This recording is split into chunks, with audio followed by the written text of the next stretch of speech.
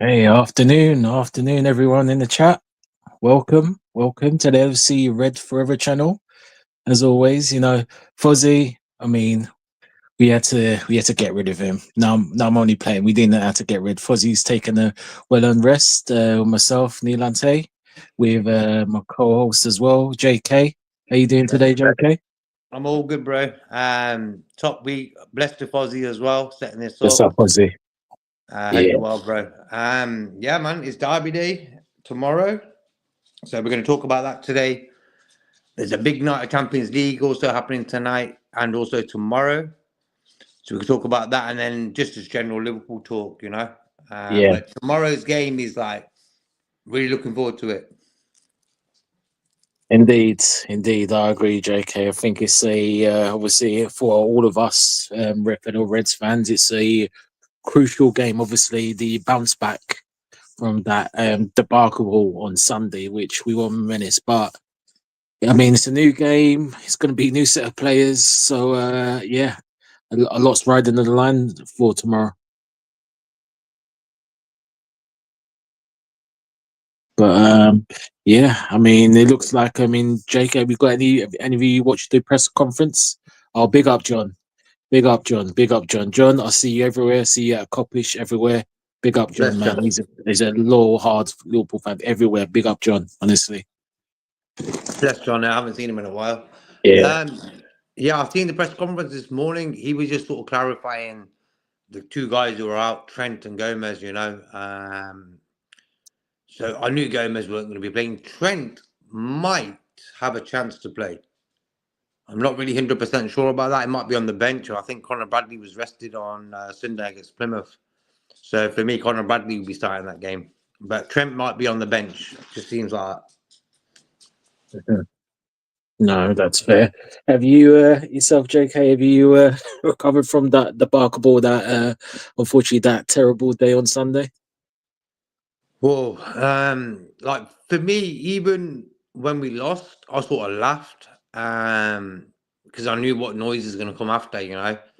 And that's what it was. It was just loads of noise coming from every angle, and you knew that's what was going to happen because these guys are waiting for this to happen. It's like tomorrow, the Derby game. You're going to have so many people watching this game. Why? Because they want us to slip up, you know. But I've sort of got over the game on Sunday. I got over it on Sunday as well, bro. I'm thinking, you know what? We've got a big game this week against Everton. So my focus is all on that. People saying we want Isaac in right now. Okay, when's it? Is it a February transfer window as well now, is it? Yeah, February, mate. Yeah, then there's going to be a March, April, May. I tell you what, I tell you the way our fans are going online. Yeah, big up, Steve. We'll see you in the. We're going to pull your. We'll be pulling your comments up, guys. So don't worry. Just to let you know, Fuzzy hasn't. It's no issue. Fuzzy hasn't.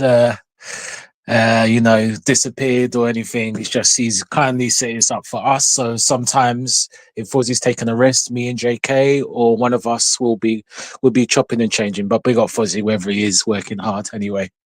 Like Have a, spontaneous shows, indeed. the way we like it sometimes, spontaneous. Yeah. Exactly. Yeah. I mean, Sunday was a spontaneous, but all right. Enough about Sunday. It's true. You're right, JK. We've kind of gone past that. So yeah, JK, I'll show you got some interesting facts regarding the Merseyside derby. Yep. One thing is, we don't really lose derbies.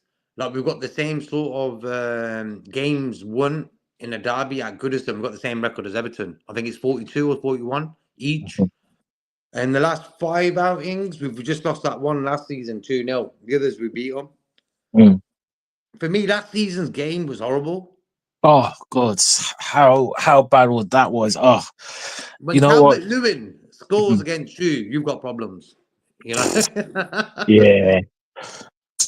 You know what? I can remember that game yesterday. I think it's Braithwaite scored his second goal as well. Oh my God, honestly. I think it's funny when you talk about last season, the miss it started with the FA Cup quarter final against the old toilet, and then we just that other game, Trent, that's one of the worst games we played last season. We were just no fight, just nothing. It was just awful. Everton were more up for it, and so tomorrow is gonna. I mean, it's kind of difficult because obviously the first team didn't play Sunday, so tomorrow is gonna say a lot.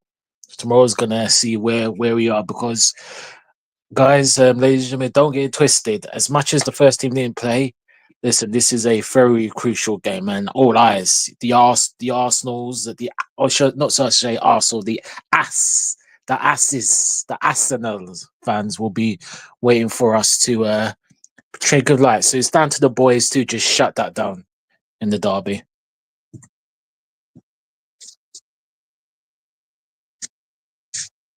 Okay, big up, Steve. Yeah, we agree. Yeah, I think me and JK can agree with that. Yeah, don't go rush. Connor is playing well. He's on game. He's on his form. So yeah, I agree. But it looks Brad will be playing because he didn't start the FA Cup game, so that was the indication that Trent's not. And yeah, I thought what's happened with Joey. Unfortunately, my guy, my brother, Lord of mercy.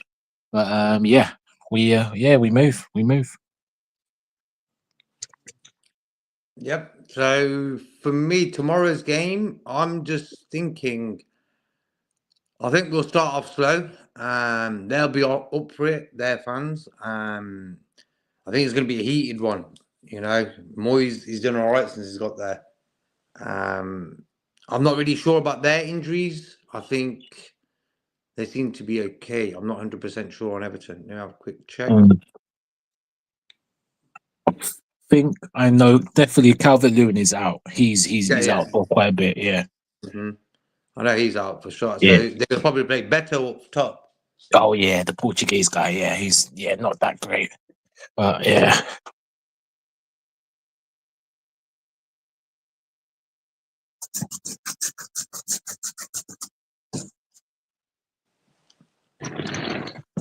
Steve, comment out. I'm happy we're out the FA Cup and the God pressure is also off. I want us to win the Champions League next game also. Just put all our efforts into winning the title.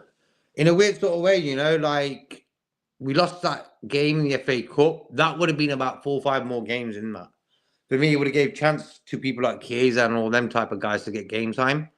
And that way, I'm disappointed we're not still in the cup. But one part of it is that we don't have to really think about that no more. Like we're already in the final of the League Cup, and now we've got the Premier League to sort out tomorrow, and then we've got the Champions League coming up again soon as well. So for me, if I had to choose one, it would have been the FA Cup at the 4 because we've already reached the final in the League Cup, Mm-hmm. So that's why it might be a blessing in disguise. But as a lot of fans were saying, I want to win it all, we want to win the quad, of course. But it is what it is. No, I agree, JK. Yeah, great point, Steve. I mean, again, my personal aspect is I just don't like. I mean, I heard again. I was watching funny enough, the overlap today. Guys, if you want to check that out, Sky Sports, if you want, Jamie Carragher and Scholes present it. And I heard one of our Gareth Roberts, he's from Anfield, no, is it Agenda Index? He's one of the main Liverpool podcasters, and they're asking him about the result on Sunday, and he was like, bigger fish to fry, and I don't like that.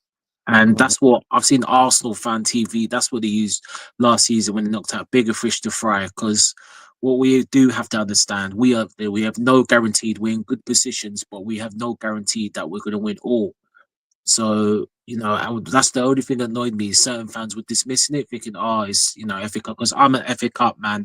I rather FA Cup over Carabao, if I'm honest. But of course, obviously, but yeah, like you said, you got to semi-final, then you're like, yeah, well, we want to win it. So I just think as fans, we need to don't copy the Arsenal fans in terms of bigger fish. Let's just say, you're disappointed and we move. We win and we get a little bit closer. So I think so that's what it is. And certain other Liverpool podcasters, some idiot man, JK, some idiot man. Yeah. Yeah. Lord of mercy, man. But yeah, Lord of mercy, ladies and gentlemen. Honestly, man, you'd think they support Spurs or Arsenal. Because yeah, you know what I mean? Like, yeah. You know what really disappoints me is this. Like the guys they were making fun of on Sunday after the game and stuff. These sort of guys have got us to where we are right now. Yeah. Like for me, Harvey Elliott, Luis Diaz, Darwin, they are the least of my problems right now. For me, they're part of the squad that's going to fight for us to get them titles that we fans want. So why are you constantly dissing these guys? At the end of the day, if Elliot's a Liverpool fan, yeah, he scored 2 Champions League goals in 2 Champions League games. Mhm. Like for me, we didn't win that PSV game, but he had a terrible game the other day. But that didn't make him into a terrible player overnight. No, You know, no, for me, no, no. Harvey Elliott very important for the squad. He gives 100%. You know, and Agreed. welcome, Brian. Nice to see you, bro. What a guest we have there. We got the Flying Irishman, Brian. Good day to you, sir. Good day to you. Yeah, how are we doing? All All good, good, Brian. bro. Nice to see you, bro. Yeah, nice to hear from you, bro. I think Fozzie's with us as well. Was it? Oh, yeah, he wasn't. No, it Yeah, wasn't. what are you thinking about the game tomorrow, Brian? I'll quickly big up Drew, bro. How you doing, bro? Annie as well in the hood. I hope you're all caught up in Berlin. We got Yeah, the tomorrow's game, Brian. Expectations after the game on Sunday, what happened and stuff. What do you reckon is going to happen tomorrow? A lot of casualties from Sunday. A few people might not even be on the bench. Oh, okay. Big changes. A lot of people that I think may have had their last chance to get a start this year. I won't be playing a couple of these boys again, so I'd expect huge changes and hopefully a completely different attitude because you're gonna get something similar in terms of commitment, energy, passion, fight, all that from Everton, those Everton fans than you did down in Plymouth. You think it's going to be even bigger game. So yeah, if they couldn't really handle the fight down there, then we ain't going to be able to handle the fight tomorrow. So hopefully there's some serious arses kicked during the week, and they know now that kind of stuff just isn't really acceptable. So, yeah, just a whole new mindset, JK. That's what I'm hoping for. That's like, okay, you went and did that. Now go ahead and make sure it never happens again starting on Wednesday. Because they're going to be all up for it, man. They are going to be big time. that stadium going to be rocking. Moyes back, ain't going to be easy. Not be easy at all. I'd take a 1-0 and get out of Dodge. I'd take anything. I'd take 3 points.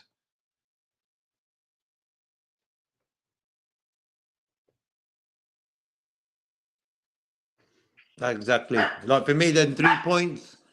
We just need to wrap them up because after Sunday, what we did, we deserve 3 points. What do you reckon, formation wise, team wise, which way we should go?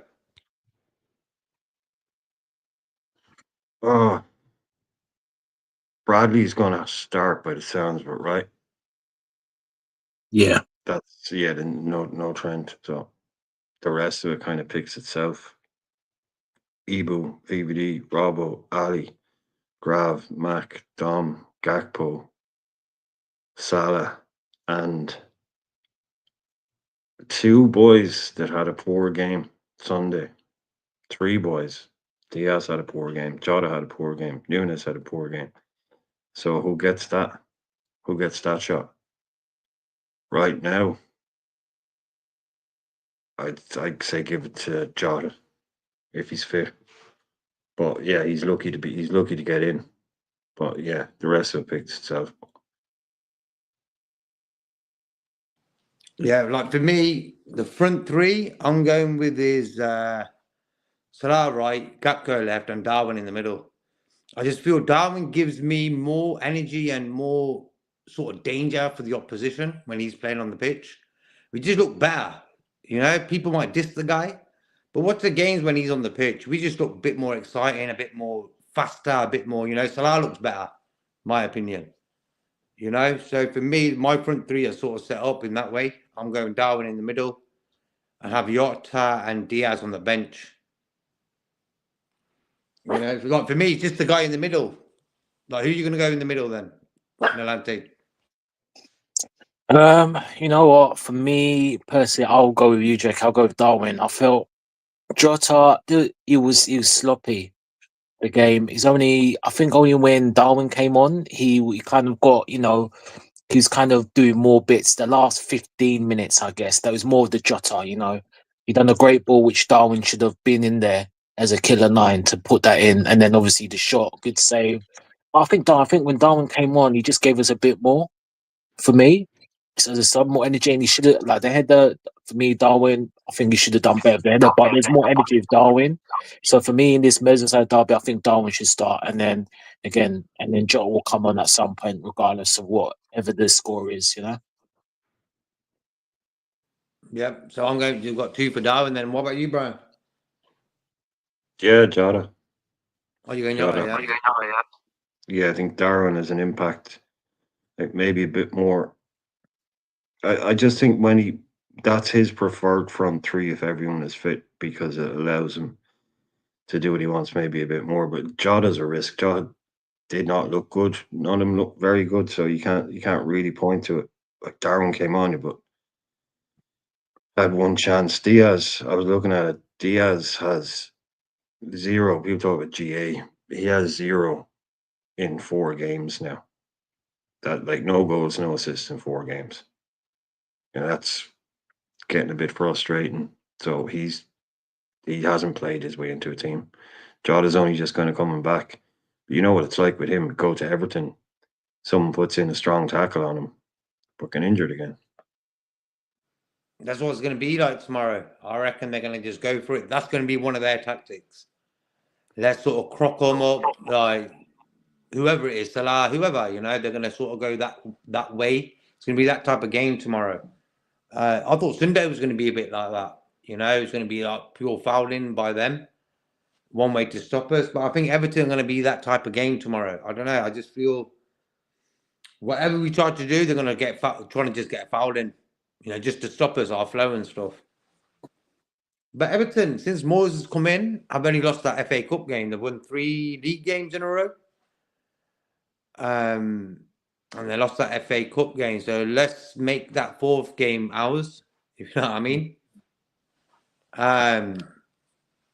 If we beat Everton tomorrow, we go 9 points clear. True. 40-man squad. Like for me, Steve, we could have got someone in this January.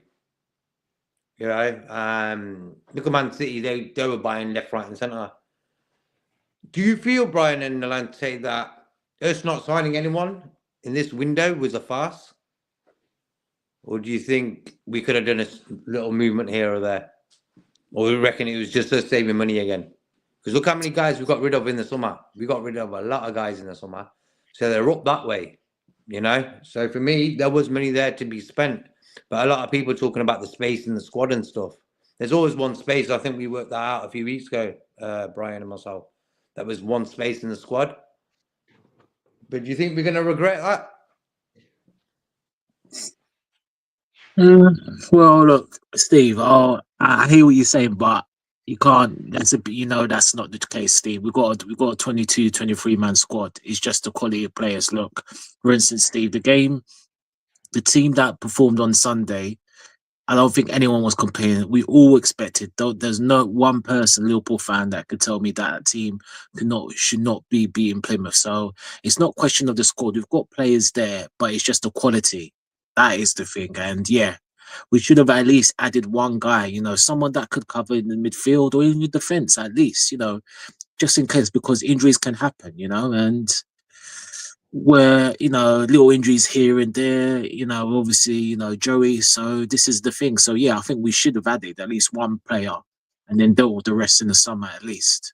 I don't, but the FSG all over, isn't it? I mean, how many times have we been here, guys, in the chat? How many times have we been here where opportunities for titles to win? Now, it's not all on FSG. It's down to the manager and players on certain aspects, but for them to bolster the squad and to get it through the line. So, yeah.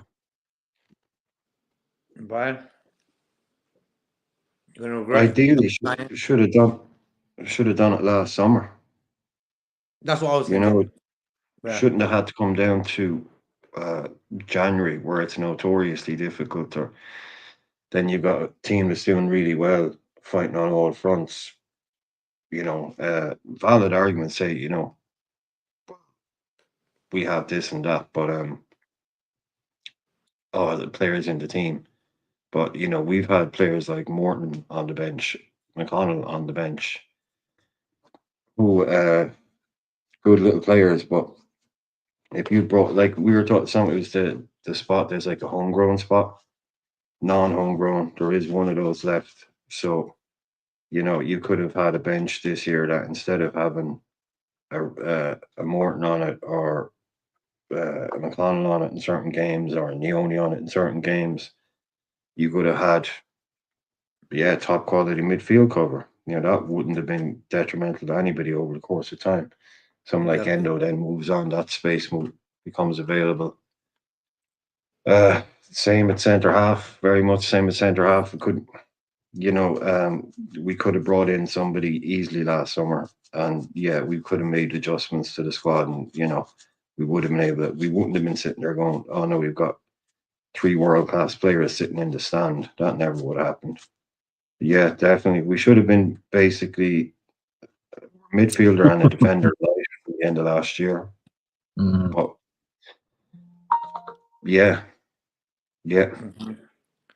I'll go with Steve's comment here. We still have idiots saying we don't need signings. FSG in lovers. Steve's. You know, we like them. Like for me, it's true. When you're at the top, he's wrote in the comments below about when we're at the top, you've got to strengthen. We used to do that in practice. Them days. Agreed. We win a league title, we get 2 top guys in as well. For the next season, it was just the way we used to do stuff. And footballs, we haven't bought anyone in the last 4 windows. We had one guy, Chiesa, come in. And a team at that Liverpool level, right? For me, the way football used to be, celebrating goals, VAR took that away, and the transfer window, our owners have taken that away. Them 2 most best things about football. So there's always chance to maneuver, buy people. Chelsea are always buying. Man United, Man City, aren't they worried about FFP and all these sort of things, Yeah.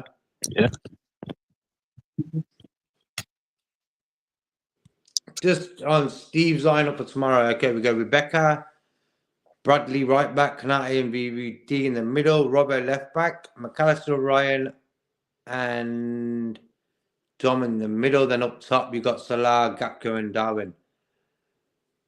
I'm going with that.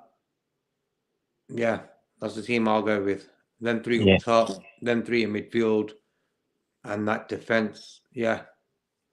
You go with that, Brian? Nolante? Yeah, I think Brian would change that to Jar, and I think I was staying with you. But Steve, they are poor side, but so were Plymouth. So let's just hope the first team have got their game face on, switch on. Okay, big up, Cedric. Hope you're cool, bro. Big up, Cedric. Always blessings to you, Cedric. Hope you're well. Just let us know what your predictions are in the chat as well. Like I'm going for a 2-0 win for tomorrow's game. It could be a bit. I don't think there's going to be a lot of goals. But let me know in the chat what you guys think the prediction is going to be for tomorrow. Do you think we're going to win tomorrow convincingly? Nolante, Brian? Yeah, I think we're going to be all right. I personally think it'll be. I think we're going to get some goals. I just think Slot will, after what's happened, obviously be reiterating to the first team players. They're rested, and they know they've got quite a big February because we've got games every other week, every other day now. Like the weekend, the midweek, all the way till March. So yeah, I think we'll win this 3-1. 3-1 sorted. Brian, what are you going with? Convincingly, no. No chance at all. I'm not underestimating, the power of what this game is and what it means to them. I don't think it goes down on paper at all, this is going to be a battle. It's going to be, I don't think they're not going to, even if we're better than them, there's absolutely no chance they're just going to sit back and allow us to do what we want. Yeah, 100%. We're going to have to work really hard to get anything out. I'd take a 1-0, but I'll predict this to beat them by a goal. You know what I mean? To a 1-goal win. Not 1-0, but a 1-goal win. We'll just have a bit of extra quality, but yeah, it's going to be hardcore. It's going to be hardcore there, man. Yeah, their Tickets crowd are for going to that, be I'd say, proper. are going for thousands. Can you imagine how much tickets Yeah, for that are going for on the black market? Oh, It was, that the last ever derby at Goodison, bro. That stadium's oh, been there for years. You know. you could yeah, fill that Um, stadium 3 times over tomorrow, easily. yeah, yeah. And there'd still be people standing outside that have paid to get in. The atmosphere there, man, I don't think, I'm not going to underestimate that at all. Not at all. So, yeah. And they have picked up, like you said, since it's not just that they have picked up. They're not like Southampton yeah, levels of bad. yeah. And I think, Mm-hmm. this guy Alcaraz has started playing really well for him. They Mm-hmm. got that guy up front, and Dye And that got is looking threats good, bro. now. It's been good for them. One of the best players this season. Mm-hmm. Yeah, I'm not Because without his underestimating it at goals, all. yeah. I'm not underestimating them, but I just feel quality-wise, player for player, we're much better than them. The thing they got on their side is their crowd. Like their crowd's rowdy, you know. You know what them derbies are like. You know what I would love? That Salah or someone like, actually Darwin scores and does what Suarez did to Moisey. Remember back in the days when he did that dive thing? Oh yeah, West boys call me. Yeah, that was his last game as a Everton manager against us that season. Mm-hmm. That would be for me classic. Nil Yeah. 0-0, 94th minute. Darwin scores that and does that to Moisey. For me, that is you ain't getting better than that. Was that his last ever Everton game? No, I think that's Everton the derby game. Yeah. derby game. Yeah, His yeah. last No, derby. yeah, but the last one was at Anfield's in that season. So 2012, 2013 season. His last one was the 0-0. It was near the end of the Oh, season at Anfield. So we had 2 draws.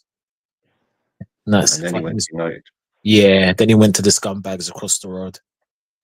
The other scumbags down the end, whatever. Yeah, for me, he was sort of walking into a hard job there, you know. How are you going to replace Ferguson, you know? But Ferguson's the one who sort of was like okay with it, like Moyes coming in. Good manager, don't get me wrong. Moyes is a good manager. He's never been at a club where they've spent big money. Like at United, do you remember any of his signings that he used to do? He must. I think United was the only job he had where he Wilfred spent a bit of Zaha. money. You know? Wilfred Zaha and Marwan Fellaini. Oh God. Mm-hmm. Oh God, yeah. So 1 or 2. And then I remember Tim Cahill. Oh God, he beat us. I think that Oh was under Roy. yeah, Tim Oh, Cahill was proper anti-Liverpool. He yeah, he was got playing good us. goals. Yeah. Yeah. They understood the derby. That's why for me, Tim Cahill had more in him than Curtis Jones does sometimes. You know, when it comes to the derby. I'm Oh, not sure if Curtis is going to be ready for tomorrow's game as well. Because like what happened to him on Sunday, mm. he weren't sort of ready to play. So for me, he ain't going to be starting. 100% ain't going to be starting. So you ain't got Trent there or Curtis, the Scousers in the team. You ain't got both of them guys in that.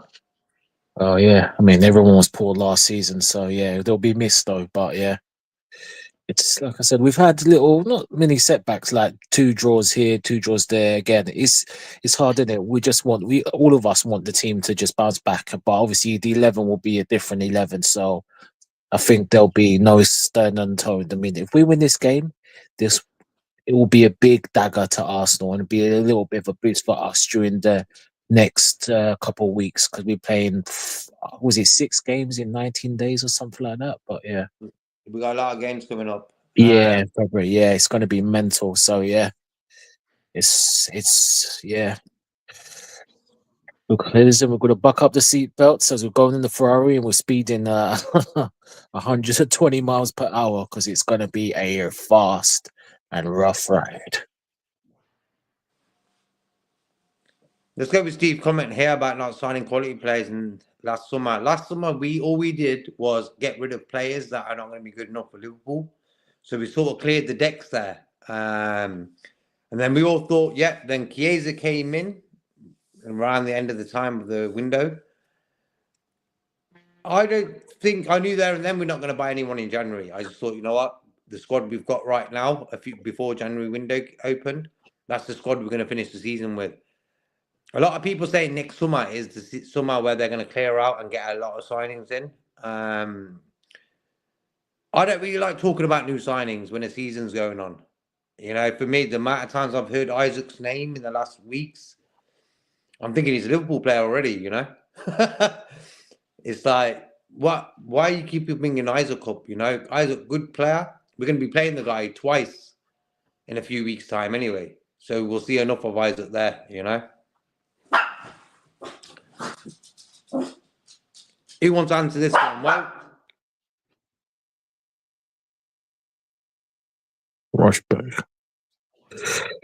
Well, look, Steve, only Arnie can answer that. Was he rushed back or was he? Well, I mean, medically, I'm guessing he was past fit. I'm guessing because otherwise he wouldn't have played. So who knows? Who knows? Those quality squad up. Yeah, the qualities. We've got a squad. We have got a squad, but the depth, I agree with, is just not the quality balance. I mean, in hindsight, like Brian said, you would have started, like, let's just say we've got a sign in next to Trey like that, and McConnell on the bench to come on for later, you know. I think Morton is a bit of a, I mean, people probably say, no, Morton's a bit of a miss because I feel Morton's a better player than McConnell, if I'm honest. And he's got a bit more about him, a bit more presence, a bit more season, but, you know, he's injured, so. Listen, so yeah, Slot did what he had to do. I've got, like I said, I have no problem. Again, not go. I don't want to go dwell on Sunday, but no problem with the team he picked. It's just the players didn't perform. That's it. That's it, really. But yeah, I hear you. We hear you, Steve. We hear you. yeah, and that's why maybe tomorrow I'm going to start diving tomorrow. Yota not 100%. Bring him off the bench if needed, you know. Bless up, Alexander. I hope you're cool, bro. Yeah, bless up, Alex. Alexander Hope you're Sanchez. I hope cool. you're having a good day, bro. Exactly that, Cedric. You know, like for me, when it comes to games like Man United and Everton, it doesn't matter how much you've trained. It's the mental side of that game, what you've got to get sorted. You've got to be mentally prepared. You know, like that United game 2-2. Mentally, we weren't ready for that game. Yeah, That's why they got them 2 goals, bro. Tomorrow's game, like who was there last season when we lost everyone. that 2-0? You know, there's some players in that team tomorrow who were there. Yeah, near enough all of them. All of them, So, apart from Chiesa. so for me, them guys should know tomorrow. Listen, let's do it differently. Let's be a bit more arrogant, self-confident, and not go in there like in a, you know, all your sort of mentality-wise, a bit floppy and stuff. We've got to start strong tomorrow. Don't give them any chance of sort of get their voices like louder, you know. That's what derbies are like. You give the opposition a chance to start raising their voices, their fans, they'll take over the game.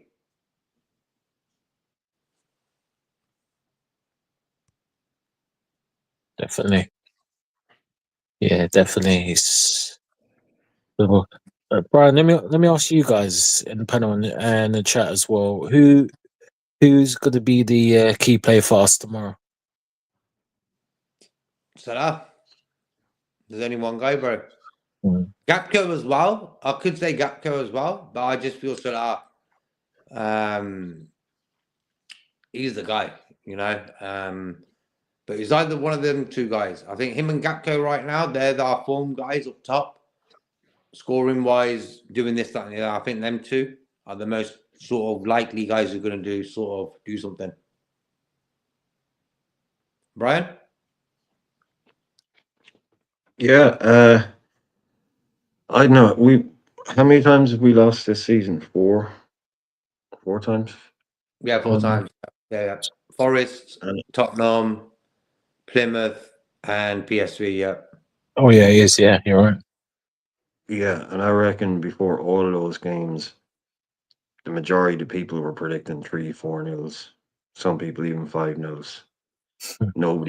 There was never anyone saying, "Oh, that could be a tight one. That could be a difficult one." You know, I think we should be putting a bit more thought into this one. Anybody that thinks 3 or 4-0, that ain't going to happen. I don't think it. That's just not realistic. The key player could be Allison. Could be Allison if it's a tight game and we get a 1-0 lead. You could be he might have to, be on his toes. Like he might only have to make 2 saves, but Ali keeping a clean sheet for him might be the key. I think Yeah. obviously Salah could get, but I think that if it is going to be really close, like Ali pulling off a couple of world class saves or just top saves could be big. So I think he might actually be key to it because he'll have the mentality. He's kind of been there, done that. Crowd are going to be on his back. Tight stadium. Yeah, him and VVD, man, they're going to have to really hold it together and then let the boys up front.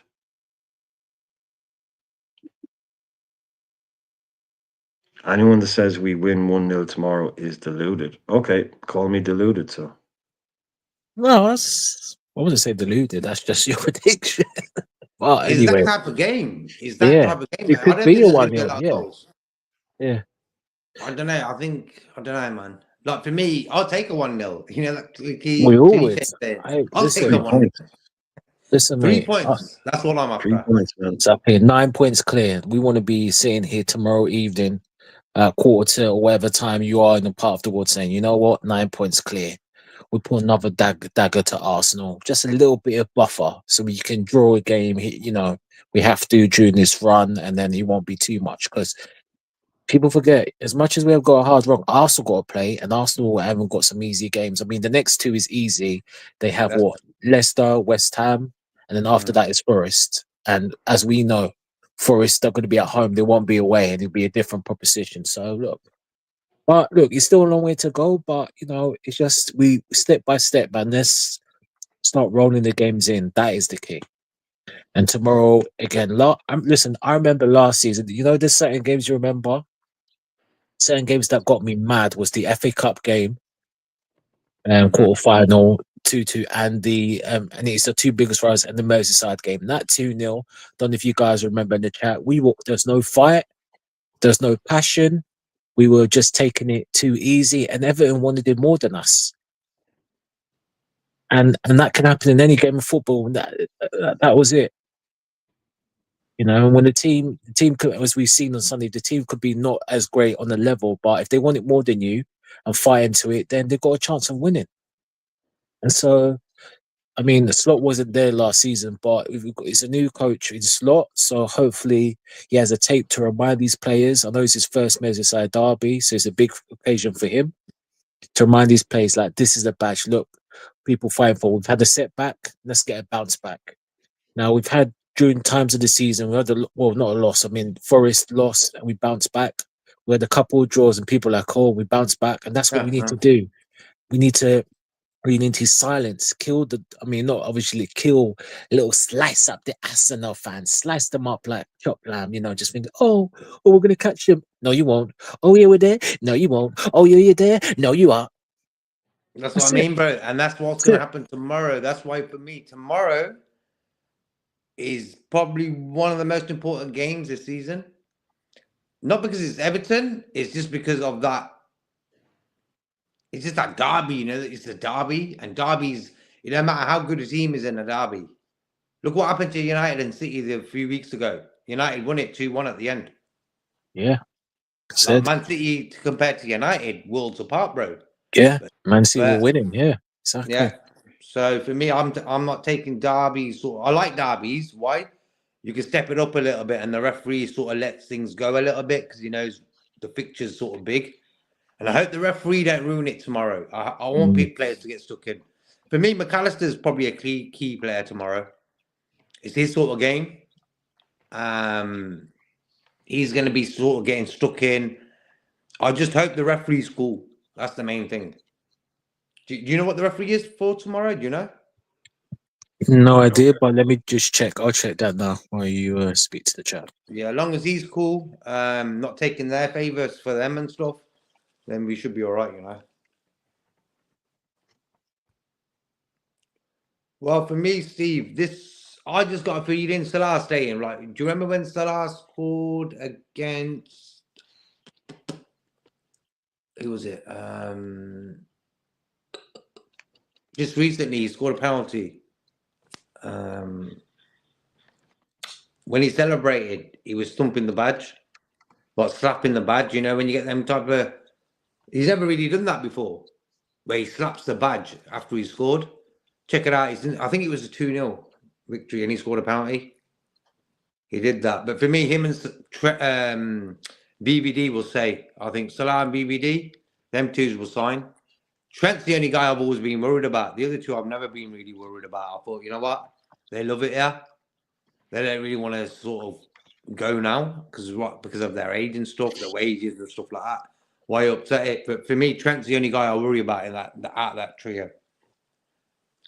Can I say next season? Nah. McAllister, Kanate, and Ryan, they're locked in now. Kanate loves playing for us. Like he said that little comment about the contracts in one of his press conferences a while back, but I got no worries about him as well. Got no worries about him, man. Guess who the referee's going to be tomorrow, guys? Go on, Mr. Oliver. Michael. Yeah. He ain't great, is he? Yeah. Oh, right. Yeah, he's the type of guy. Oh, he makes decisions that you're thinking, oh my God. Yeah, Michael Oliver, not great. No, not great. Oh, big up Copite Callum. Apparently he's saying in the chat, I think I can read there, he might be getting tickets for the game. Oh, tomorrow, yeah? Yeah. Sorted. He might. Yeah, if he does, yeah, let us know, Copite Callum. Let us know the next day if you do go to the game and everything next time we come on. Yep, I think I don't like rushing players back, you know. Squad depth, I think we're using a lot of youth players to sort of fill in them gaps where other guys could have came in. Like for me, if them youth players and you know they're not going to be good enough in 2-3 years for Liverpool, move them on. We did a lot of that in the summer, but I reckon there was a bit more movement we could have done, you know. We could have bought like a senior player in. So that last summer was a bit dodgy for me. Yeah, it's funny because people forget Hughes and Edwards. They, it's not that it's just like June they came in. They've been making preparations. So as soon as Klopp said I'm leaving, when he did, they probably agreed contracts in the new year at the start of last year. So they kind of knew the situation with these contracts, and you know what? We didn't buy enough. I agree. And Kays, I've got no problem with the signing. I thought he was a good signing, although, he played a lot of games last season, that was fine. But the fact that we're still here, today's date is the 11th of February, 2025, and they knew about the contract situation, we're still no closer. This is a shame. And when Steve mentions about Clive, I know, I think Steve and Irishman have an interesting debate regarding that. Like, I'm getting worried because it's not just the 3 contracts we have to worry about. Now, I know the deals have not run out, but Kanate and Diaz, I mean, there's a lot of I don't know, stalling with these contracts, or the board, FSG, Edwards, Hughes are not really just doing their job. So, unless there's something we're missing, something is going on, and it's a little bit worrying because I know Kanate, Diaz, I think after this season, I believe it's 2 more years. So, I mean, it's a lot of eyes are going to be on the club, FSG, and Edwards and Hughes in the next couple of months to see what they do, because it's not at this rate now. It's not looking good. It really is not looking good. I think that if they ain't got the funds to work with, Edwards and the other guy can't do nothing. You know, the owners are going to say, you know what, we've got nothing for the kitty for the next window. What them guys going to do? Yeah, they'll do their homework on certain players just in case we got a chance to buy someone or whatever it is, we move someone on. So they'll have players ready, but if the funds aren't ready, we're not buying no one. You know, the funds are already. The owners will tell you if there's funds for us to do anything with. It's not Edwards and ain't the other guy. You know. Right. What do you think? On the money, I think we'll have it's with us. It's always wages as much as anything else. It's really wages that we. I think that's what they're worried about. They're like they don't want to get stuck in a corner that way. I think we can always do about 180, 200 million and stay within PSR every summer. Especially after if we do well, keep going well. It's just whether they right players, right profile, right age, all of that. But you also, for me, like the way I look at it, we got rid of a lot of young players last year. And I think the plan is to do the same, but in the senior squad next year. Now, the contract guys, I don't know, right? The contract, I'm not going to talk about them. But just in terms of the people other than them, I think Simicas, Endo, Diaz, Nunez, Jota, Elliott, all of those people could easily be sold. I reckon at least 4 of them will be. I reckon Simi, Endo, Nunez, and Diaz will definitely leave in the summer. That frees up a lot of space, a lot of money. Not so much in the wages category, but that is what that is. And then maybe even an Elliott and a Jota, but that's selling too much, especially if you lose the other guys. But I would genuinely look at doing that because squad needs refreshing. Squad needs, this is like, oh, we're doing this, we're doing that. But this squad to me is new. Mac, Dom, and Gravenberch, that's kind of the newer Liverpool, Gakpo. Whereas Diaz, Simicas, Endo, that's the old school. And we need to move out that and give Slot 4 or 5 squad players and first team players that are what he wants to move on from the past, move into the future. So yeah, it's going to be. I do believe when people say it's going to be a big summer, I think it really should be a big summer, but I just don't know how big is it actually going to be because people they blow your minds. I'd say like 4 or 5 of the players that are in this team right now over the course of the last couple of months, I would happily move them on and say thanks for all you've done. Might sound arrogant or whatever, but or not appreciating them, but yeah, I think this whole squad needs not rebuilding, not there's anything wrong with it. But then, yeah, I don't want to get into it. Will FSG spend? Will FSG do that? I don't know, but I think that's what needs to be done. I think we'll get at least that, 4 plus the keeper, plus the goalkeeper. Like when you look at our squad right now, it's done pretty well. Like for me, sometimes I think we talk as fans like we're in 5th, 6th position. We're sort of fighting to get top 4. And then I would say, yeah, let's get rid of this guy, this guy, this guy, this guy, and this guy.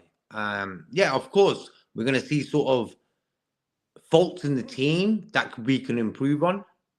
It's going to happen. Even like Man City would have games where you think, oh, maybe we need to move that lad on next summer, And I think with the squad we've had this season, I reckon it's done a top job, bro. Like when you really think about it, we've lost 4 games, which games that we shouldn't have really lost anyway. Because for me, PSV, if we went full strength, we're winning that. Plymouth, full strength, we're winning that. The Tottenham game, we're winning that. It was the only Forest game that sort of surprised us. We were full strength that day as well. So for me, the squad have done a top job. I'm not rushing to sell everyone. And just, why would you want to just split up a winning squad like this, I think we're going to win something big this season. I could just feel it in the air, So for me, I'm not really I don't really want to just separate it all. Like for me, the left back position is like one major sort of thing we can look at. We've got Simicas and Robertson there, for example. I'm not sure if Robertson's got it in him no more after this season. Like energy-wise, he's still got it. I think that change from the Klopp sort of regime to Slots, where it's a bit more slowed down, it sort of bamboozled him. That's why sometimes he was making mistakes quite a lot, So for me, I don't really want to go crazy this summer and get rid of everyone.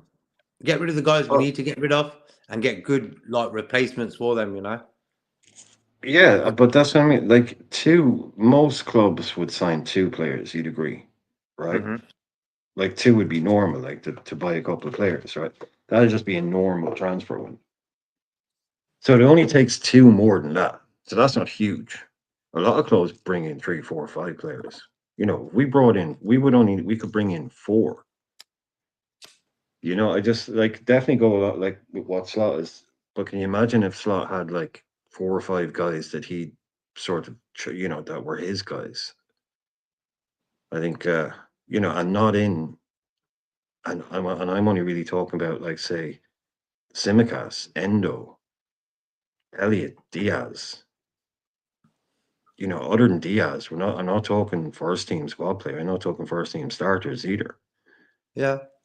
So I think we could do a lot without having to lose a lot. You know, if we're only losing even just Endo and Simicast, imagine we replace Endo and Simicast with, top 20, like a Zubamendi type, whatever you want to call him, like a top DM, and then a world class like left back, central defender, left sided. One of those Hincapié type guys can play, and all you're doing is moving out an Endo and a Simicast and adding in 2 world class players.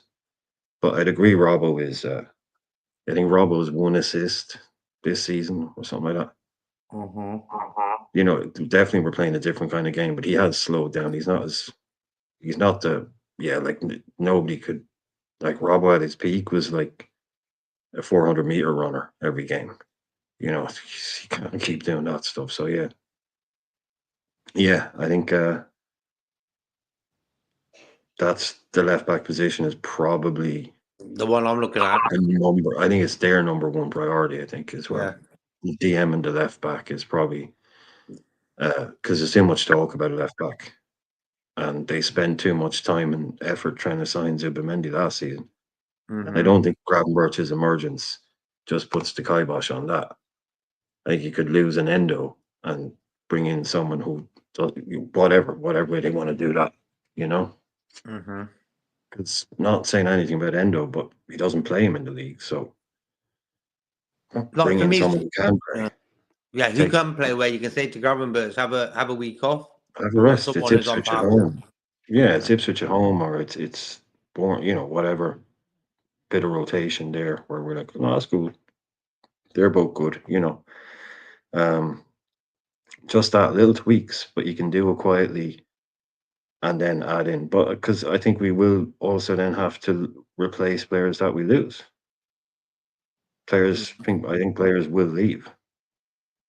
So that without even going into the three that shall not be named. So I think without kind of wanting to as well, we're also going to have to do 2 or 3 other things maybe. So, hey, look, it's fun. As fans, we used to like that, right? We've been kind of brainwashed into thinking, no, transfers are bad. Don't want new players. That's bad. Mm-hmm. No, man. Let's have some fun in the summer. Let's go win everything. Be the biggest draw in world football, and say, right, Who wants to let's play go for and us? pick from the best. Yeah, let's go and You pick get from the me? best, like we That's didn't it. do after the last time we won it. Exactly that. Exactly that. You know that status that comes with winning. You don't have to persuade no one to come. I think under Klopp we had a phase where I'm thinking, even if you asked Messi to come and do a season with us, he would have came. That's how good we were. A lot of players was like McAllister. He's come to us. He could have gone to anywhere. Szoboszlai as well. 2 guys who could have gone anywhere. Even Gravenberch could have gone anywhere. So Liverpool have got a good status in that way, and I just hope we sort of capitalise on when we win this season, whatever we win. Like for me, as Steve says, yeah, the Carabao Cup's a bonus, of course. For me, it's the main dish, the league title, to make it 2020 against Man United. That's the main one for me. And the other 2 are bonuses, the League Cup and the Champions League. For me, so that's cool. That's why I weren't really upset about the FA Cup. Of course, I wanted to stay in it because it's not really far to go. I mean, we could have there's a lot of weak teams still in that cup, and we could have done something. But hey, it is what it is, Well, we would have got City. I can imagine that. Well, Look, Plymouth the got grandma, three. and I said on 12 show that you Yeah. watch Plymouth, we'll get Man City next. And they did. Yeah, we Obviously, would it have was been at that home though. ball. We would have been that number. Whoa. Doesn't doesn't matter anyway. But yeah, but I think what oh god, let me just see in the chat. Just give me a second. Yes, big up Joe. Big up Joe. Big up yourself, man. Hope you're good, and big up Jason as well in the chat. I mean, big up both of you in the chat. You know what I'm saying? Blessings to both of you. Look, at the end of the day, we got look. Is this, and then this is why I get again. I get to a point. I get angry. I don't like it when, yeah, Joe. Big up, Joe. That when people again dismiss this loss and not too fast, because at the end of the day, look what happened last season. When we won the Carabao Cup last season, we were top of the league. We were in the quarterfinals of the Europa League, favourites to win that. And we had the FA Cup. We all had it in our hands, and all had it in our hands. And fans were saying this and that. What happened? The only thing we had was the Carabao Cup. Now it wasn't a terrible season, but it was disappointing because I mean, Atalanta in 2 legs, as good as they are, we're not supposed to be losing to them. Man United, yeah, it's a derby, but again, we were the better team, and we just, for whatever reason, I don't know what it is, intensity and stuff like that. And then the league, we just capitulated, like draws to Villa, Everton, a draw against United, Crystal Palace. These games, draw with West Ham, all hinder us, and we just kind of bottled it. We just let ourselves go, you know. So so we're in a good position, but people need to understand this. Nothing is guaranteed. Nothing is simple. We could easily just start dropping points. And what people are going to say about Plymouth, that he's fine. We're not Arsenal TV saying bigger fish to fry. We're taking one game at a time, and there's still a long way to go and certain games to be played. Now, when we're mathematically, and I know it's the old cliche, mathematically secured to the title and stuff like that, yeah, we can say, that game doesn't matter. Oh yeah, it was that. But until then, we have to remember last season and previous seasons. That's all I'm gonna say. And this is why I remain forever cautious until we actually do it and it's actually confirmed. Yeah, exactly that. Exactly. I'll quickly go through a few predictions in the chat. Copyright Callum, 2-1 to Liverpool, 2-1-2-0. John's going with a Liverpool 3-1. So it's not like really a big score like I was thinking. Fans ain't really going with that,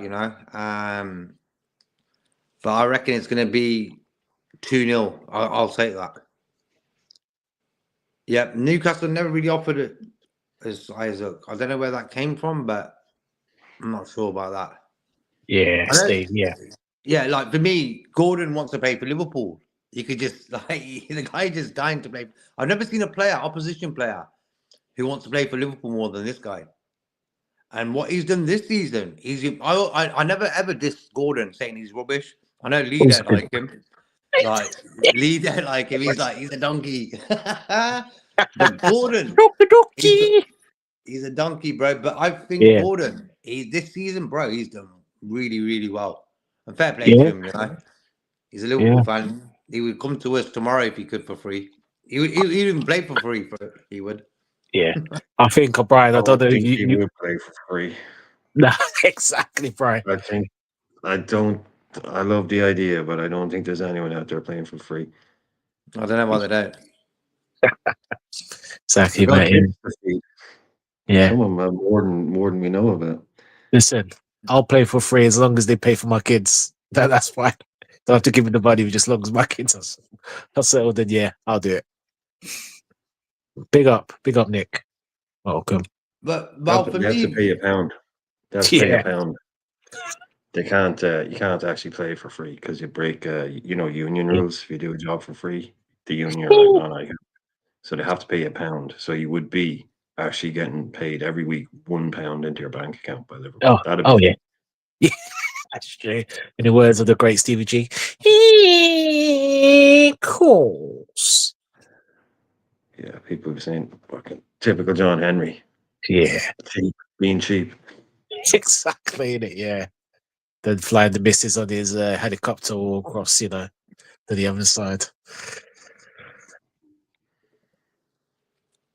Sorted. For me, Anderson's doing well at Forest. He's been like one of their best very players. good. He's done really well. Minte also looks good as well. So for me, I don't know why they got rid of them two guys. Well, that was it. You see, what happened, JK, they had like a few teams, if you remember, at the end of last season, before Yeah. while the transfer window was still open, it was still basically the previous tax year. So there was like a little mini deadline.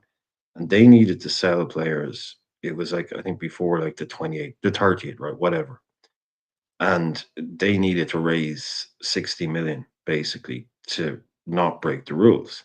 Now, they were prepared to sell Gordon to us for 60, which was under his market value, to comply to those rules, right? By the end of that little mini deadline. But what happened was instead, the club got offers basically of 30 for Elliot Anderson and 30 for your man Yakuba Minte, who was at Feyenoord under Slot. And so even though Eddie Howe, they massively rated Anderson, local lad, and Minte, they didn't want to sell them. They considered them two of their best young talents, and they've gone on to show why, especially Anderson. So they sold those two guys. If no one had come in for them, they would have been forced to sell Gordon. They didn't want to sell Gordon. They didn't need to sell Isaac. If the worst had come to the worst of the worst, someone had come in last minute, they needed 60 million. Someone said, we'll give you extra Isaac. They may have been forced into doing that, but they never allowed that to happen by selling the two young kids. But they never offered Isaac. The Gordon thing was being brokered because Joe Gomez was going to go the other way. Yeah. 40 million for Joe, 60 for Gordon. If you amortize that gives them their 60, and also means we're only spending 20 on it. It was going to work out nice for everybody. Gordon was happy to do it. But yeah, they sold those two kids, and that's what I was saying. Like, that's when the Saudis kind of woke up, where they realized, no, it doesn't matter how rich you are, you have to sell to your best young players. And so yeah, I think that was a bit of a wake up call for them. But yeah, we came pretty close to doing that Gordon deal, and Gomez going the other way. Thank God it got cancelled. Would you have been happy if you did that? Well, look at Gakpo this year. He plays in the same position as Gakpo, doesn't he? So is it swings? Is it sliding doors? It's hard to know. Because that Newcastle is getting the game time. Yeah. Would you got that with us? You know what I'm saying? And that's the thing about football. When you, as a striker, that's why Kane, Haaland, and Mbappe are the best at what they do, is because they know no matter what happens, no guy is taking their place on Saturday. And for me, Gordon come to Liverpool. He's got Diaz there. He's got Gakpo there. Game time. So would he improve that much as he has this season at Liverpool? If he was at Liverpool, say, would he have done what he's done now at Newcastle for us? There's a big question about that. So for me, game time it's all about game time. No matter which club you go to, if you're not getting game time, you might as well move. So for me, Gordon would have been that one. Too many players playing in that position. He might not get a look in. Yeah, there's two ways of looking at it for me. One is obviously he's got a good thing going there with Isaac. They're clicking off each other. They're looking good, right? So yeah, but like what you're saying, he comes to Liverpool. He's got Diaz, he's got Gakpo. Absolutely no way he's in this rhythm and this flow. But then at the same time, it's also basically in front of your eyes proof of how good he can be and what he can do if you play him and you play him off a good striker. So there's no reason why that can't happen again. So you know what I mean? He's proven that if you play him, he can do it against everybody. He scored against all kinds of teams. Play him, put him up against a good striker, and that's the kind of player that he can be. But is he going to be your number one guy? Because I think he probably does need to start most games. And would he have been playing with an Isaac? No, he would have been playing with a rotating cast of different players. But at the same time, kind of like Kane and Son, keep them together and for a couple. Like if you kept Isaac and Gordon together for the next 4 or 5 years and they stayed fit, they'd rack up numbers, man. They'd be getting telepathic. They would. They're that good. They're that great a partnership. But you break it up and they go different places. I'd trust him still to do it, but I think Gordon he'd have a job on his hands to, like I say, did we see this Gakpo if we'd signed a Gordon? There you go. There you go. I don't know. But for me, Gakpo was already on that sort of, the Euros for me is when I realised Gakpo is going to be a player for us. Like in the Euros, 7 goals. I thought, yeah, this season's going to be Gakpo's season. I was so happy in the way him and Gravenberch have sort of just put their foot down and thought, you know what? All these Liverpool fans who are sort of dissing us, let's show them guys, like for me, Gakpo and Gravenberch have been our best players this season, along with Virgil, the Dutch brothers. Dutch and Mo. I mean, it depends how you want to look at it. Yeah, Most is yeah. normal Obviously. for me. It's noble, yeah. But again, we're talking about players of the season, so yeah, I know it's the obvious, but yeah. Depends how you look at it. You can look at all different ways of all of them, the attributes, what they brought, I just need flipping Gravy to get his goal, man. Damn, he just needs his goal. Hit the But post again, up.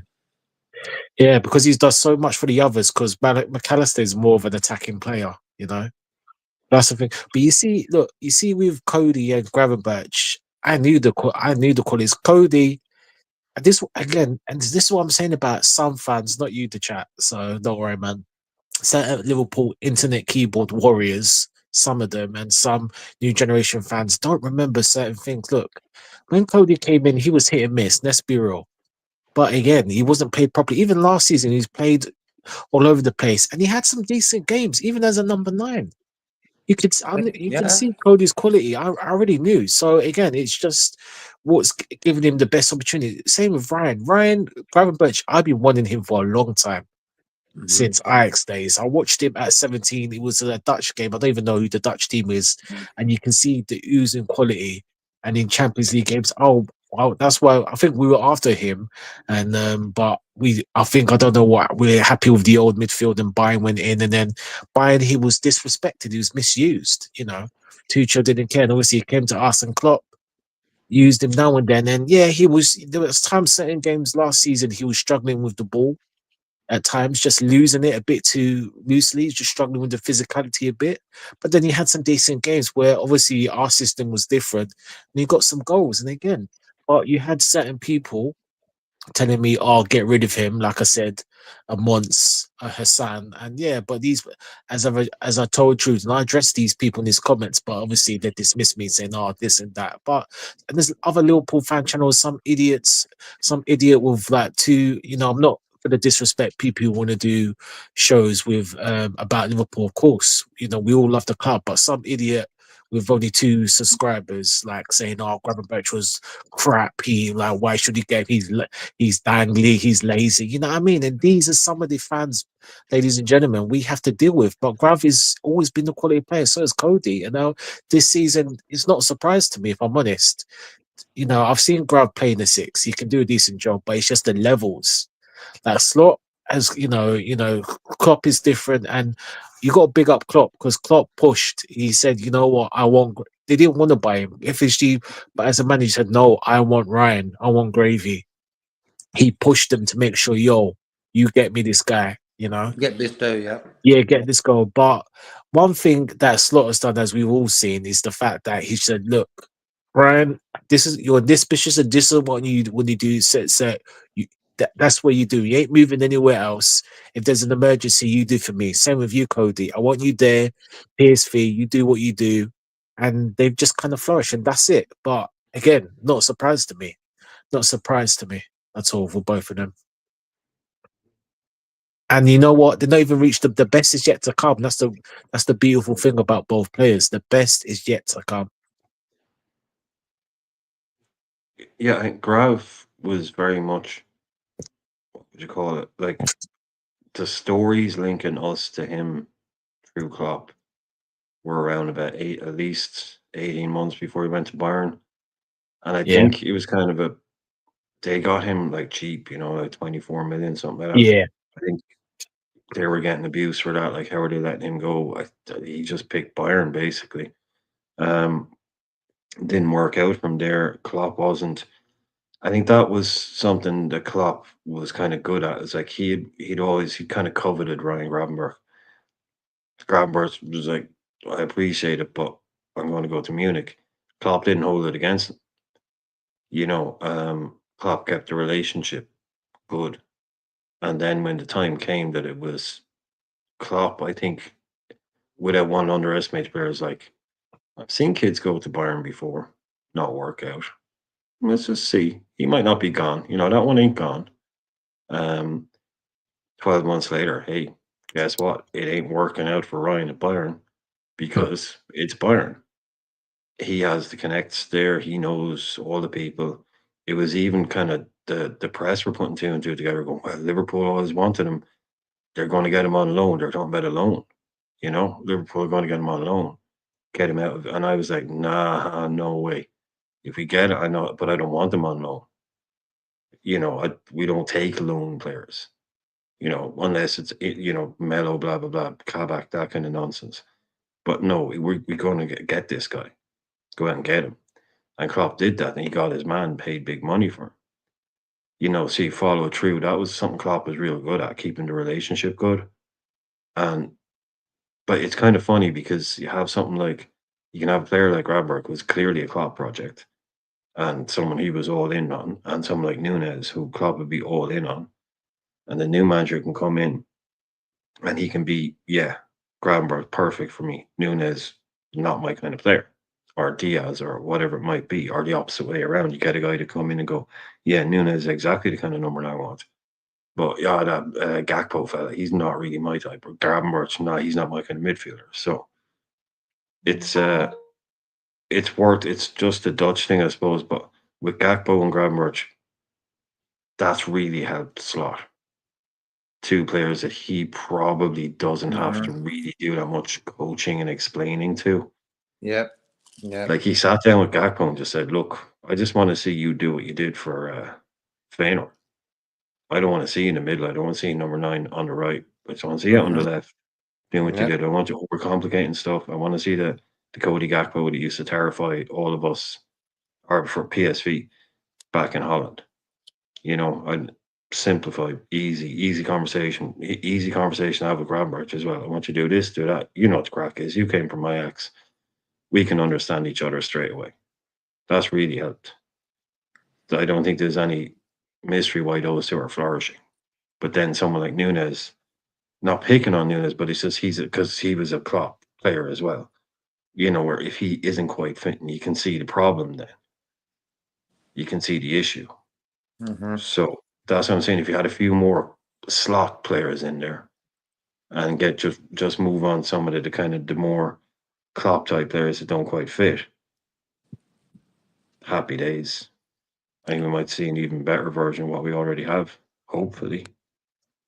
I just feel that bang on there, bro, because I feel since Slot's come in, who's been our best players? The 3 Dutch guys. So when they're having their coffee in the morning, they're speaking in Dutch, Yeah, and Salah, the guy that's breaking records all over Europe, and that guy. It's like we are genuinely forgetting Mo these days. Oh yeah, he's him and his goal scoring record. Oh yeah, anyway, that's just Mo. Typical Mo, moving up the legends chart every every week there's something new, Just to answer Joe's question, if Liverpool beat Everton, do you think the title is over? What's that famous saying, one hand on the cup? I'm going with that. I've probably even got one hand already on it. That's the way I'm feeling anyway. I don't want to go over the top with it, but I feel tomorrow's game, we win. Yeah, looks interesting then. What do you guys think?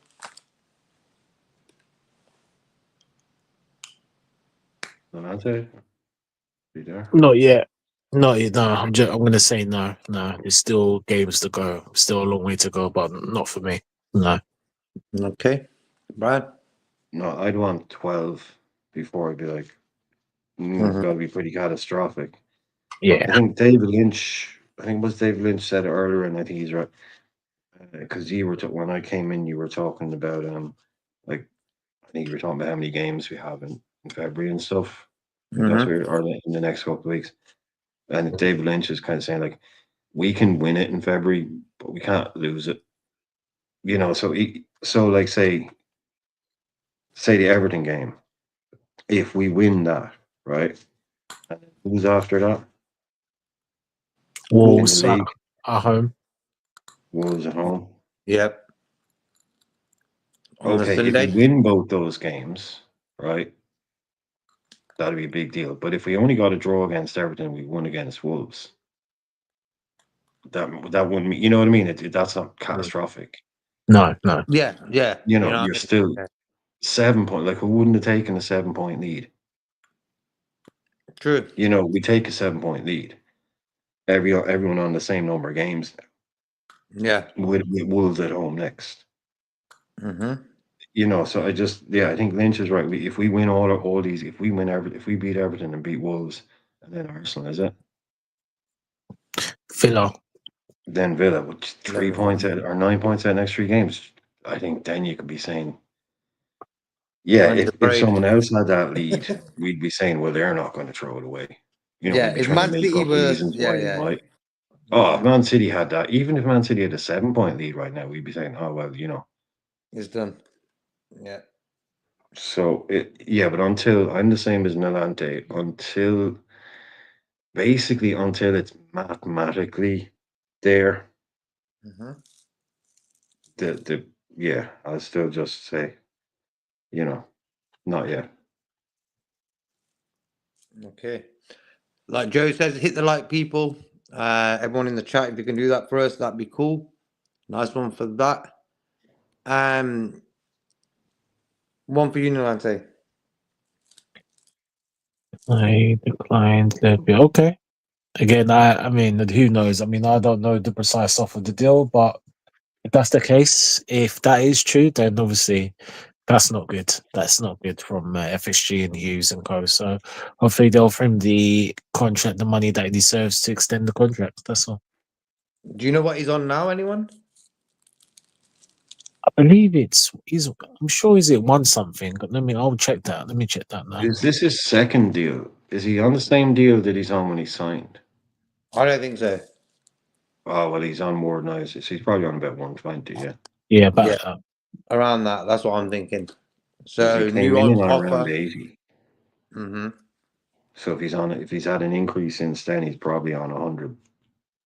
You know, that kind of money. So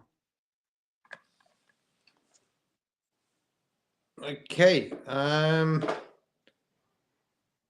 Don't be upset, bro. Jason, it's cool. I'm not gonna say it. I was gonna say we got bigger, but I'm not gonna say the end. And the wage has gone up by 40 million. That's the way football is now. Clubs' wage bill are mad. yeah. It's gonna get even worse, you know. You got average donkeys getting 80 grand, 100 grand a week. You know, these top dogs, they want the 350, 400 a week. Yeah, they're gonna get it. Because that's the way football is right now. The cost is on us fans, you know, in a way, it's on us fans. Like for me, do these guys deserve that money? I think in the world of sport is big. Football is big, is the biggest in the world. The biggest sport is football. So for me, I have no problem with these wages. But if you don't make that player who gets them high wages suffer in his game and do nothing for your team, that's a different story. You know? So I've seen a lot of players sort of crumble as soon as the big wages come in. So for me, yeah, football, they need to look at football from top to bottom anyway. well, I'd have a take on that if you want to hear it. Yeah, go on, bro. If you look now, this isn't saying the one thing. If you look at say last 20 years, right, and you look at the team that won the league, and you look at the wage bill, the team that won the league will like 8.5, 9 times out of 10 will be the team with the highest wage bill. So that's not saying that if you spend the most on wages, you win the league. What it's saying is the team that wins the league is the team that spends the most on wages, not necessarily the most on transfers. So it's the team, because a player doesn't come to your club because you paid 50 million quid for him. Someone else can do that. He comes to your club because you're offering the biggest wage. Yeah. So it's the team that spends the most on wages is the team that has the best chance of winning the league. Now, obviously, you have to be one of the bigger clubs, Yeah. but it's not about going out there and spending hundreds of millions on transfers. It comes down to, well, look, unfortunately, player X could join us, yeah, but someone else wants him as well. Do you have the capacity to pay more than them every week? That's where the money comes in. If you look at the gross spend, the net spend, all of that, like how much money Liverpool spend, which is what the focus tends to be on transfers. We're always like either between fourth and sixth. You know, lots of people spend more on us than transfers. But the only team that has a higher wage bill than us is Man City. So do you see what I'm getting at? So Mhm. you know, if we focus more on actually how much players are prepared to get paid, because that's their deciding factor at the end of the day, is the wages. So I think the fact that we're the second highest wage spenders is more important than how much we're actually spending on transfers. Because, like I said, basically the team that's won the league every year, more often than not, with depressing kind of predictable accuracy, is the team with the highest wage bill. Because guess what? The best players get paid the best wages. Ergo, if you've got a high wage bill, you've probably got a lot of very good players. It's not just as easy as going out and giving bad players a lot of money. It's their byproducts. You know, if you've got the highest wage bill in basketball, it's probably because you've got LeBron and three other guys that are as good as LeBron. You know, I don't whatever. You know, it's not just because you've gone mad with the money. And we have the second highest wage bill, so we are being clever that way. We are getting, but it's just they're all getting brought together in terms of how much they can spend now. So this idea of us winning stuff, the fact that we're Liverpool is good enough, but like successful Liverpool team in the summer, if we can pay you 250 grand a week, and Aston Villa wants you, but they can also pay you 250 grand a week. But, if we can pay 300 grand a week, more than PSG, whatever it is, we can attract these players. It's just if you can pay them freaking wages. Exactly. People think, why do you reckon a lot of players turn teams down, end up going PSG and stuff like that? Why? It's the wages. Money. It's about the money, man. You know? Yeah. Good to see Someone you. offer you 50 grand a week extra. It You're could gonna be, go- yeah, but they're offering 300, but yeah, you got to 350. Yeah, you got to be a special team for someone to turn down an extra 50 grand a week. If they're a kind of of the difference between a Liverpool and a PSG or a Bayern, you got to go toe to toe on the wages. Exactly. And I said that about football, like Virgil, when we look at people like Virgil and stuff like that, they've stayed at the club without making any drama. Virgil's on about 2 something, isn't he, a week? For me, I would be willing to give him 300 a week. That's how good he is, and he deserves that, in my opinion. So for me, football's going to be like that for the future. It's going to go out of control. Maybe they put a bracket on it in the future, but we'll have to look at that. Abdul, quickly, how you doing, bro? He says hi to 12, Lee, Brian, Nalante, all LFC fans, JK, on the chat. How you all doing? Pick Doing up, well, bro. Hope you did that, though. Everything's going well, man. Changes are happening. He says, Pick press up, the like, comment, share, and subscribe for Fozzie's channel. Do that, people. Yeah, come on. Plymouth 1, Liverpool 0. I'm still upset with the result. Everton, Liverpool tomorrow must win. You never walk alone, and thanks. Bro, don't be upset no more, bro. We've got a big game tomorrow, so we've got to be positive about that one. Also tonight is some big games. Like that's gone under the radar. Oh yeah. it's gone under the radar, bro. I was like, what? Real Madrid, Man City tonight? So quickly just chat about the Champions League tonight and the fixtures and what do you reckon is going to happen, lads. All right, now Brest are playing Paris. They've kicked off. It's like 0-0, 12th minute. And then later on, we've got Man City, Real Madrid, Juventus against PSV, and Sporting against Dortmund. Ooh. What do you reckon of that Man City, Real Madrid game? We'll start off with that one. And then I'll take Brian, whoever wants to. Man City are just so hit and miss at the moment. They're just not in great form. I think Real Madrid will beat them in 2 legs, unfortunately. I think Real Madrid will take them, even though they're not great themselves, but I think they'll just have enough to beat them. Because this Man City team is just all over the place. Like, for me, I think Mbappe, like, Man City are leaking goals, bro. Yeah, they're not the same. Yeah. It's something, they're just like, it's just weird. Like, they even let the other team score the other day as well. Who were they playing? Lane Orient, yeah, but if you see the Orient, bro. goal, is a worldie. What a goal. Yeah, you What saw a it. goal. Yes. I was like, you know what? Worldie. If that was the couple upset I was looking forward to. You know, as I said yesterday, I thought it weren't going to be us guys. For me, I was thinking Man City is going to be the cup upset, you know. So let's see what they do against Real Madrid. What you going prediction wise, guys? Bro, you go. For City versus Madrid, is it? Yeah, it's in Manchester. Man City at home first.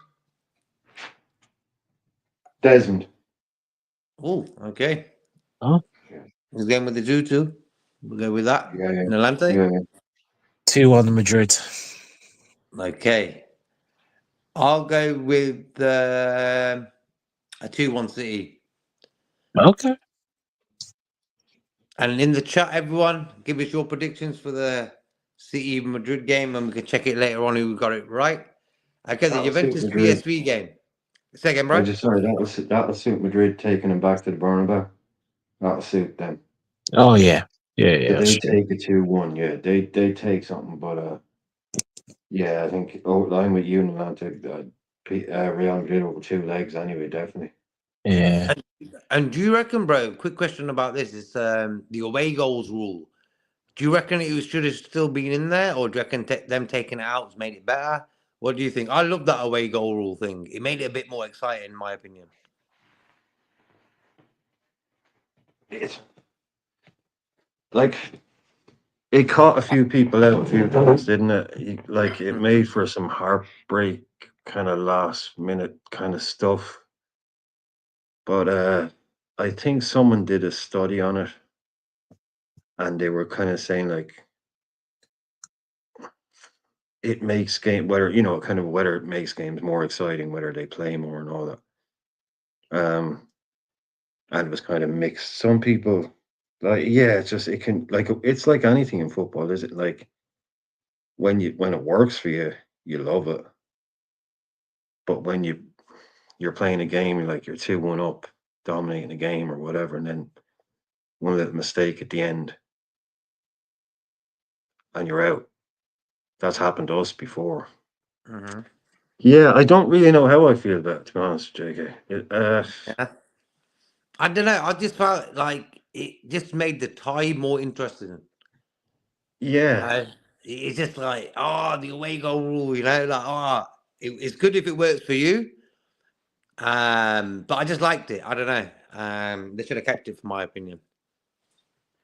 Yeah, I think it was something. So yeah, they were kind of saying that having it proved that it made away teams attack more and play more, kind of thing, away from home, rather than just kind of sitting there and waiting to go back. Mm-hmm. And then I think someone else came out like 20 years later and said, actually, in modern football, that's not the case anymore, and proved it using stats, and it all got a bit, scientific. But yeah, I just think if you've ever gotten knocked out with a last minute away goal, you can suck. But that's football, isn't it? That's it. It comes your way, it goes the other way sometimes. Yeah. Okay, It's like the Juventus PS. VAR thing we were talking about. Sorry, but it's like the VAR thing we were talking about. Mhm. Like, no one is saying like that they're happy with bad decisions, but I just think you get wrong decisions either way. And I'd rather go back to just trusting humans, not, to Mhm. get it right more often than not, rather than having all the VAR stuff. But I don't think it's perfect either way. So it's just like, it's football. Yeah, a few mistakes is all right because for me, the time they use waiting for decisions is not good for the game. It's just sort of, Mm. I like that full pelt football, 100 miles per hour, non-stop. That's why I like watching championship football sometimes because in there's no VAR. Just get on with it. It's a goal. Linesman got his flag down. It's a goal. Get on with it. And that's what football for me is all about. Hence why I'm not a big fan of VAR, even though it's a good apparatus. It's just the timing of it all. If they did it like within 2 seconds, decision is made, bang, no problem. Let's carry on then. But it's that waiting around, For me, I'm not into that. They should make a little bench and a table for the players to sit on, in the center circle. VAR decision. Bring the benches out. Bring the oranges out. You know what I mean? Or a cup of tea, have a little munch there, Okay, we've got Juventus PSV as well tonight. Oh, So jeez. I don't know what PSV do you reckon on lost their that? main man in January, didn't they? Why did they do it for? I don't understand that one. He scored already for Milan, that guy. I would have took him at Liverpool next season. I was really surprised we weren't sort of, I don't know, hold on 6 months or whatever it is until the summer comes, and we'll take you. And Who's they that? said Jimenez. Jimenez, bro. Oh, Gimenez. Okay. Jimenez. Gimenez. A little goal scorer, bro. Gimenez. Yeah, He's already scored for Milan as yeah. well. He'll be. I'm not sure. Is he be able to play tonight then in the Champions League? That's what I Yeah, I want think to know. so. Yeah, it'd Yeah, be Yeah, all I right. think so. Yeah, it'd Yeah, be all yeah. right. Yeah, big it'd be all size right. thing. This one.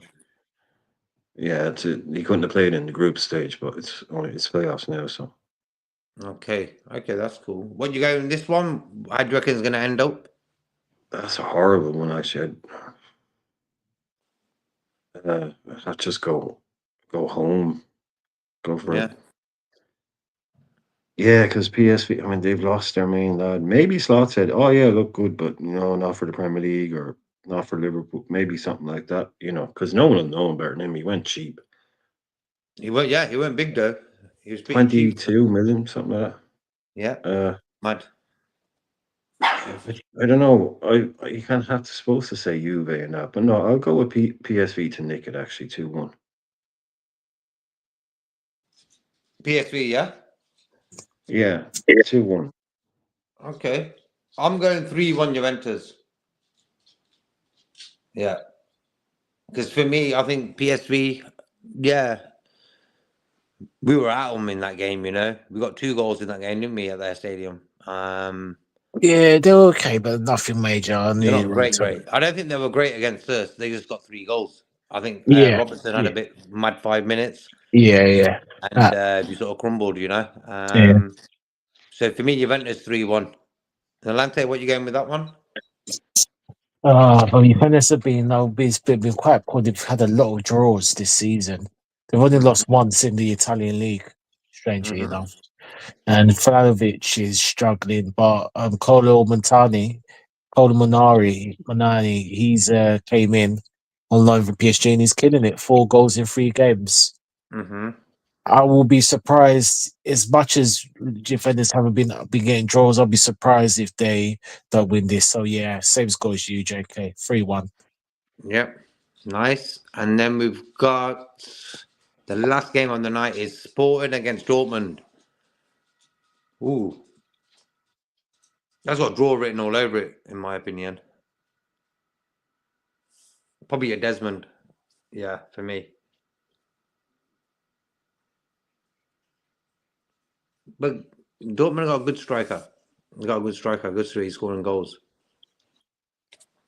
Let me And pour it, Dortmund. Bad season. Having a horrible season, yeah. Yeah, in the league, they're really down there. Sahin came, 11th. went, he's gone That was a already. mistake. Yeah, that was a big mistake. Yeah, he flopped. He should have gone to a smaller Sign who? Bundesliga team, yeah, and then gone there maybe. Yeah, What you say, Brian? Who? Sign who? Sahin. Oh, Nuri Sahin. Oh, right. Yeah. Yeah. yeah, He looked the part as a manager, you know what I mean, bro? yeah. He looked the part. But for me, when you go to a big club like that, look at their crowd, man. Their numbers are big. 70,000 and stuff, you know? A big club. Big club. But for me, this game has got Desmond's written all over it, 2-2. Having a shocking season. Yeah. I know. Guys, But they didn't all this right in is the Champions Sporting side. League. That's the thing. 3 past Barcelona in a half. I know they came back 3-3 or whatever, but Oh, someone. Yeah. ooh. No, Barca, they were 3-0 up against Barca. Barcelona came back then, but I think Sporting could go at these because they've only got one home game. So I'm going to go 3-1 to Sporting. Okay. Delante. Yeah, both teams have been not great. Dortmund horrible. Got Niko Kovac in charge. Yeah. The ex-Bayern Munich Frankfurt manager, as you know, JK. Mhm. Sporting since Ruben's gone, they've just lost it a bit as well.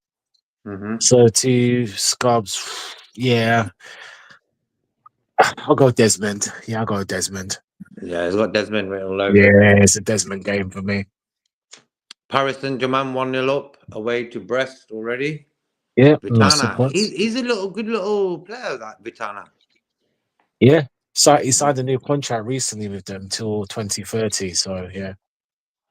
Okay, and then tomorrow, guys, we've got Club Brugge against Atlanta. For me, Oh, Atlanta 3-1. yeah, all day Atalanta. They're going to be one of the underdogs of this Champions League. Obviously, They we know looking about good. them. Yeah. Lookman's injured right now. Oh yeah, but they've got a striker Regeli. He scored 4, I think, the other weekend on the weekend. But yeah, they're playing well, Atalanta. I mean, near the top of the league, mate. Honestly, fair play. Mm-hmm. That's a win there. What do you reckon was going to be then, Atlanta? Oh, 2-0. Atalanta 2-0? 2-0. Okay. Yeah. Brian? Club Brugge, Atalanta.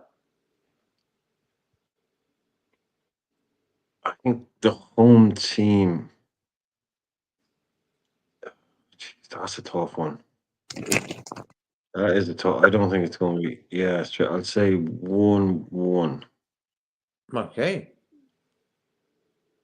Okay. I'm going But 3-1. then they go to Atlanta and they'll get knocked out. But I was back and put up a strong home performance. Keep it to Okay. 1-1. Well, they got a goal at Man City. They lost though, but they got a goal at Man City. Celtic, Everybody Bayern gets a goal. Munich. Say again, bro. Everybody gets a goal against City. That's what I'm saying. So for me, that Real Madrid game tonight could be a mad one, you know. It's going to be interesting, that one. But tomorrow is Celtic, Bayern Munich. I'm looking forward to that. That looks a game. Because Celtic have been all right in the Champions League. That could be like a 4-4 or something crazy, you know. Because Bayern are not really great at the back. I'm going there. I'm going to 4-2 Bayern Munich tomorrow with that. Mm-hmm.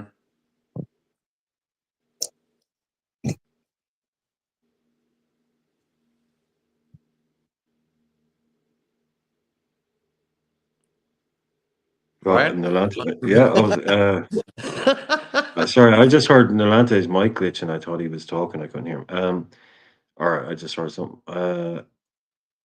That'd be very Celtic. Yeah, I mean, this is probably where the party stops for Celtic is when they come up against Bayern. Yeah, that 4-2 kind of sounds about right to me. You know, Celtic will kind of probably throw everything at them, do Celtic stuff, but yeah, Bayern, man, I'd say the same as you. 4-2. That could be a big score on aggregate. Yeah, that's what I'm saying. Nolante, did you say your numbers on that one? 5-1 Bayern. Boom. Okay, nice. Feyenoord against AC Milan is the next one. I'm going 2-1 Milan on that one.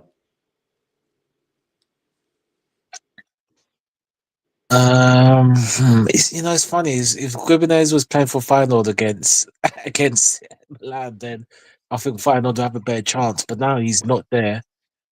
It's going to be and Sergio Conceição has turned Milan's fortunes. They won the Italian Super Cup, and Joe they've been winning. Felix, Joe Felix Yeah, scoring his first goal, wasn't it? exactly. Yeah, exactly. Yeah. So they won that in his first game, semi-final, final, and they've won the last 2 to 3 games. So I think, Milan. He's kind of got them in form. So yeah, I'll see Milan sneaking this 2-1. Same as sorted. Brian? Yeah, that's a hard one to call as well. Two fairly evenly matched sides. Milan away in Europe. Yeah, probably actually be a very good game to watch, that one. Lots of kind of random techie players, man. I can't give Milan an away win. No, 2-1 Feyenoord. Oh wow, a Kyle Walker stinker. Hopefully, yeah. Okay. And then at the end, we've got Monaco Benfica. Oh, coin toss. Benfica doing scoring goals. Let's go 3-3. Wild one. Yeah, Benfica had a 5-4 Barcelona the other week. So yeah.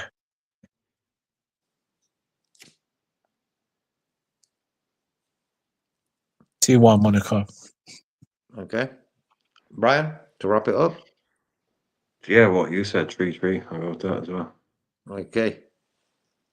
Nice. So sorted. Any last thoughts on the game for tomorrow? What shows you're going to be on in the next days? Which channel? We can put the links in the chat as well. Tomorrow, Brian, your prediction is? My prediction for the Liverpool game. 2-1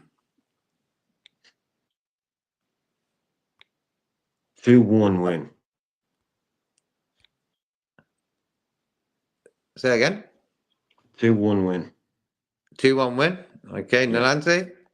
3-1 to us. Yeah. I'm going 5-1 us. Hey, tell you what, I didn't like Sonic. They came on my phone, the number 5-1, 1-5. So I'm going with that. Man, gotta send you a sign. I'll put the link in the chat for 12 Man's channel. Brian's got his own channel as well, the Irishman Football. Give that a subscribe as well. And then I've put mine in there as well. Just a moment. And if you could do, what else you could do for us is press the like button as well. That'd be much appreciated. 1 minute.